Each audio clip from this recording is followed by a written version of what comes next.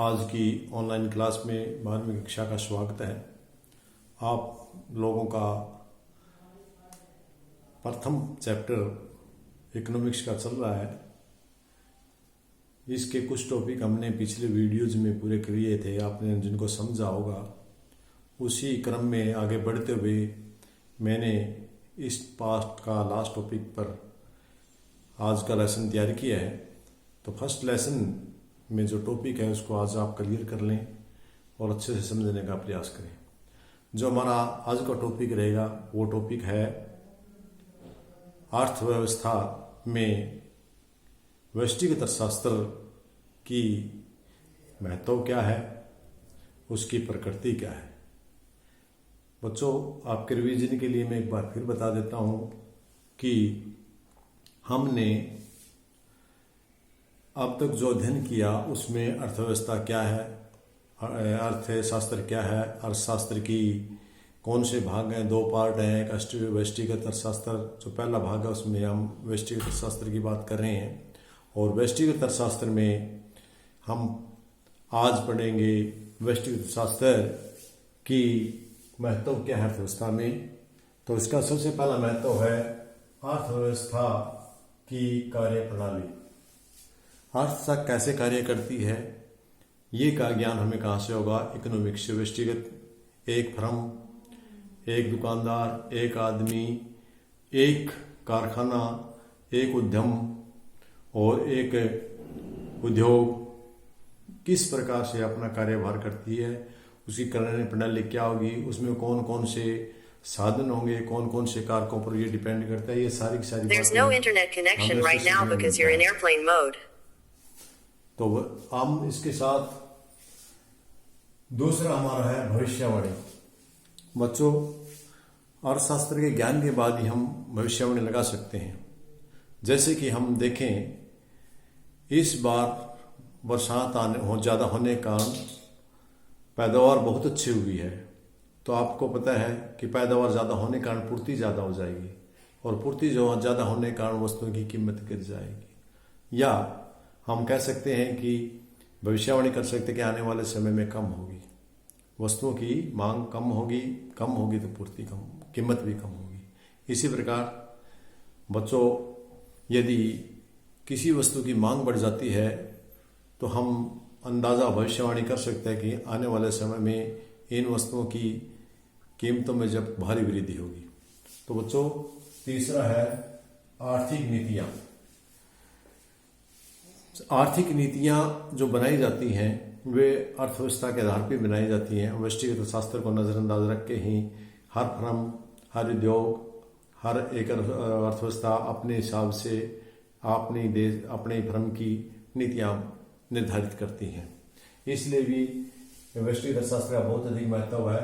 चौथा है आर्थिक कल्याण। आर्थिक कल्याण के लिए भी इसका बड़ा महत्व है। हमारा देश है, उसमें से सामाजिक कल्याण का विशेष स्थान है और अर्थव्यवस्था में विशेष ध्यान है। सरकार भी आर्थिक कल्याण की तरफ ध्यान देती है। अपनी पॉलिसी बनाते समय विशेष गरीबों के लिए क्या कल्याण की योजनाएं करनी है, कौन से स्कूल खोलने हैं, कौन से अस्पतालों का निर्माण करना है, इस प्रकार का ध्यान भी सरकार आर्थिक नीतियाँ बना करके व्यष्टिगत शास्त्र के आधार पर ही बनाती हैं। क्योंकि हम एक एक फर्म का देखेंगे, किस फर्म को कम की ज़रूरत है, किसको ज़्यादा है, किसको हमें सब्सिडी देनी है और किस पर कर लगाना है। इस प्रकार की सब नीतियाँ बनाते समय हमें व्यष्टिगत शास्त्र का बड़ा महत्व है। इसके बाद अगला है आपका प्रबंधन संबंधी निर्णय। किसी भी उद्योग, फर्म अपना फर्म का पूरा का उसका प्रबंधन करते समय कि हमने कितने श्रमिक रखने हैं, किस प्रकार की उसकी मैनेजमेंट करनी है, ये सारा का सारा व्यष्टिगत अर्थशास्त्र के आधार पर अंदाज़ा लगाते हैं। उन आंकड़ों के आधार पर जो हमें आंकड़े प्राप्त होते हैं अनुसंधानकर्ता के, उनके आधार पर हम अपनी फर्म का प्रबंधन करते हैं। कितने हमें श्रमिक चाहिए, कितनी ज़मीन चाहिए, ये सारी की सारी बातें आप व्यष्टिगत शास्त्र के लिए बड़ा महत्व है इसका। अगला है आपका अंतर्राष्ट्रीय व्यापार में सहयोग।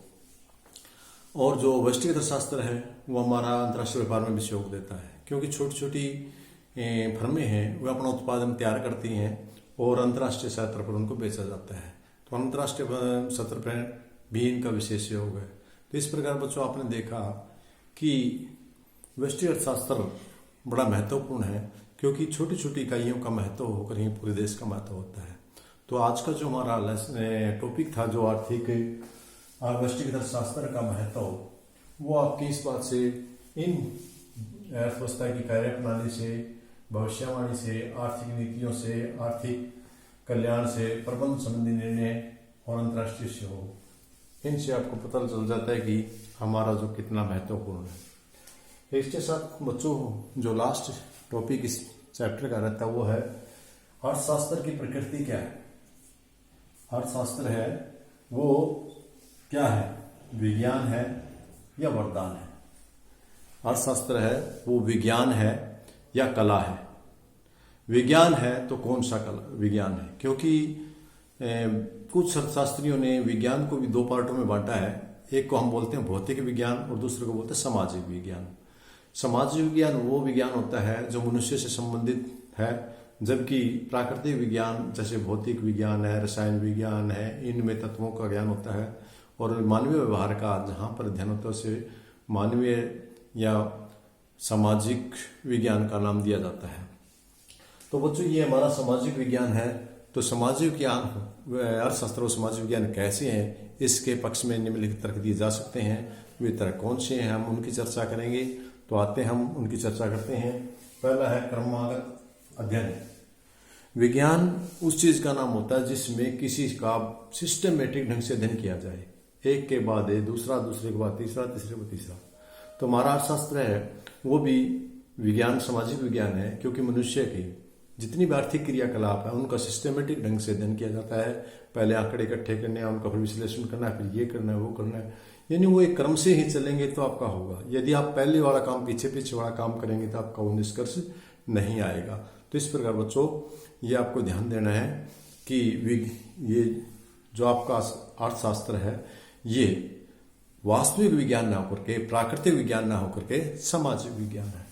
दूसरा क्रमागत विज्ञान, वैज्ञानिक नियम। इसमें भी वैज्ञानिक नियम लागू होते हैं। वैज्ञानिक नियम कैसे होते हैं, जैसे कि आपने वैज्ञानिक नियम है कि ऊपर से कोई वस्तु, पेड़ से सेब गिरेगा तो जमीन पर आएगा, कोई भी वस्तु आसमान से गिरेगी वो जमीन पर आएगी, गुरुत्वाकर्षण शक्ति के कारण। ये एक नियम है, आप सभी को पता है, क्योंकि गुरुत्वाकर्षण नियम के कारण ऊपर फेंकी हुई वस्तु वापसी नीचे आ जाती है। ये नियम है। इसी प्रकार सामाजिक विज्ञान होने के नाते अर्थशास्त्र में भी, यदि आपको पता है कि मांग बढ़ेगी तो कीमत बढ़ेगी, मांग बढ़ेगी तो बढ़ेगी, पूर्ति बढ़ेगी तो कीमत घटेगी, तो एक का कारण दूसरे का एक परिणाम है। तो यहाँ बच्चों आपने देखा। तीसरा इसका पक्ष में हम ये कह सकते हैं कि नियमों की सत्यता, नियमों की सत्यता की भी जांच की जा सकती है। विज्ञान का एक नियम है कि विज्ञानों को जो नियम बने हैं उन नियम को हम किसी आधार पर जांच सकते हैं, उनकी सत्यता की जांच की जा सकती है, उसके निष्कर्ष निकलते हैं। इसी प्रकार अर्थशास्त्र में भी नियमों की सत्यता की जांच की जा सकती है, उसकी पड़ताल की जा सकती है। जैसे हमने किसी सवाल को हल किया या किसी चीज को हल किया तो उसको हम सत्यता के तौर पर अच्छी तरह से जांच पड़ताल भी कर सकते हैं। और अर्थशास्त्र कला के रूप में किस प्रकार है, कला के रूप में भी अर्थशास्त्र किसी निश्चित उद्देश्य की प्राप्ति के लिए ज्ञान का व्यवहारिक प्रयोग कला कहलाता है। विज्ञान और कला में क्या फर्क है, जो विज्ञान होता है वो नियमों की, क्रमागत अध्ययन की, इनके ऊपर आधारित होता है, एक विधि होती है।